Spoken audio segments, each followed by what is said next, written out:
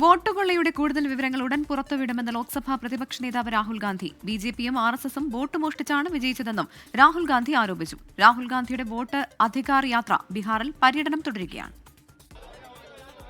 ജാനകി മന്ദിറിൽ ദർശനം നടത്തിയ ശേഷമാണ് 12ാം ദിവസം രാഹുലിന്റെ യാത്ര പുനരാരംഭിച്ചത്. തെരഞ്ഞെടുപ്പ് കമ്മീഷനും BJPക്കുമെതിരെയുള്ള ആരോപണങ്ങൾ രാഹുൽ ഗാന്ധി ആവർത്തിച്ചു. വോട്ടർ പട്ടിക ക്രമക്കേടിലെ കൂടുതൽ തെളിവുകൾ പുറത്തുവിടുമെന്നും രാഹുൽ ഗാന്ധി. വോട്ടർ അധികാർ യാത്ര അവസാനിക്കാൻ 3 ദിവസം മാത്രം ബാക്കി നിൽക്കെയാണ് രാഹുൽ ഗാന്ധിയുടെ പ്രതികരണം.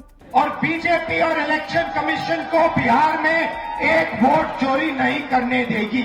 उसमें EBC है, दलित है, अल्पसंख्यक है, पिछड़े वर्ग के लोग हैं, गरीब लोग हैं, किसान हैं, उसमें एक अमीर व्यक्ति का नाम नहीं है. അവസരവാദികളുടെ ഭരണം അവസാനിപ്പിക്കുമെന്നും അടിക്കടി മറുകണ്ഠം ചാടുന്ന നിതീഷ് കുമാറിനെ താഴെയിറക്കുമെന്നും RJD നേതാവ് തേജസ്വി യാദവ് പറഞ്ഞു.